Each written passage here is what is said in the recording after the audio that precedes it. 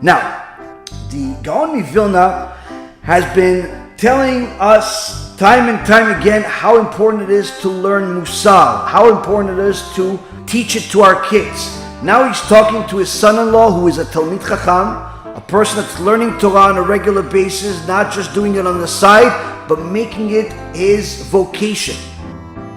Taking the blessing of making Torah your life. Now sure, learning Torah full-time is not for everybody. It's not for everybody. If you have the ability to do it, surely you should do it. If you don't have, you still could learn 2, 4, 6 hours a day. I mean, you don't need to think that just because learning Torah like an avrech is not something that you can do, that means that you're absolved from learning it more than just watching the occasional shiur. Every person can learn for a few hours a day. Every person. Now, if you're just starting out, this is the first shiur that you're ever watching, or the first shiur that you're watching in a long time, this 2, 3, 4, 5, 6 hours is not something that most of you are able to start with. Typically, 15, 30 minutes is what somebody can start with. And that's fine too. That's how I started, 15 minutes a day. But every day, no exceptions, nothing. You have to make it like breathing. You breathe every day, you eat every day, you drink every day. You have to learn Torah every day. You have to feed the neshama every day. And that's going to help you do more mitzvot, and that's going to help you serve Hashem even better and want it more. But if a person learns a lot one day but nothing for several days, it's as if he did nothing. So a person needs to know that you have to constantly grow in Torah. But the further you grow, the more difficult it becomes. Why? Because now you start realizing that siyata dishmaya, that divine assistance you had from heaven, okay, that helped you in the beginning, where you were able to sit down or stand up for 2, 4, 6 hours straight and get all types of amazing new insights. You felt certain ways, you saw certain things, you were able to literally feel what you were learning during the first 1 or 2 years. All of a sudden, it's much more difficult. All of a sudden, it's hard for you to get even an hour in. All of a sudden, it's hard for you to even understand what's going on. Don't think that you have to give up for a second. Don't think that you've gone down, but rather you've gone up. Why? HaKadosh Baruch Hu gave you special training wheels in the beginning to get you going. Now He wants to move you up. He wants to move you up. He has to test you. So now you have to fight for the Torah. You have to literally steal hours, steal minutes from everywhere you can. You have to be very particular about your schedule, very committed to it. Because if you are committed to it, you will eventually succeed much more than you did before.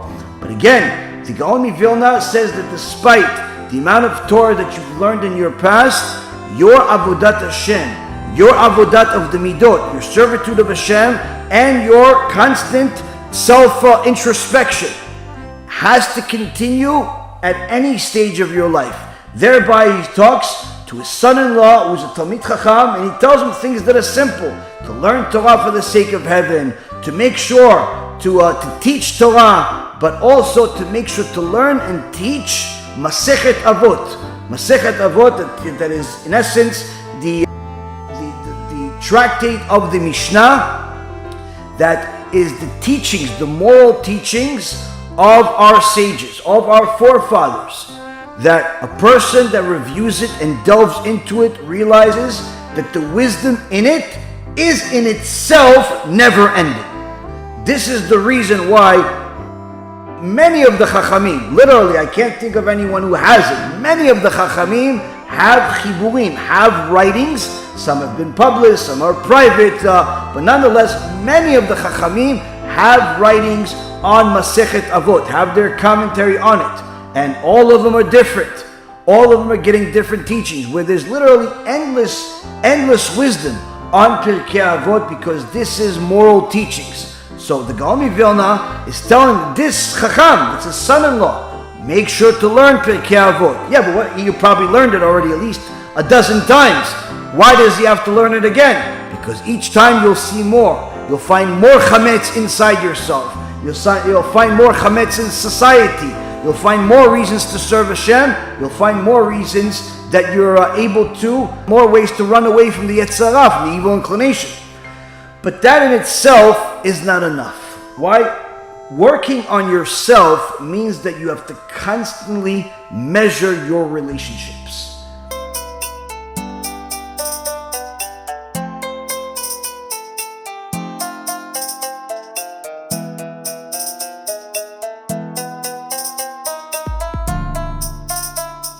Let me know what you think, and make sure to share it, because other people need to learn too.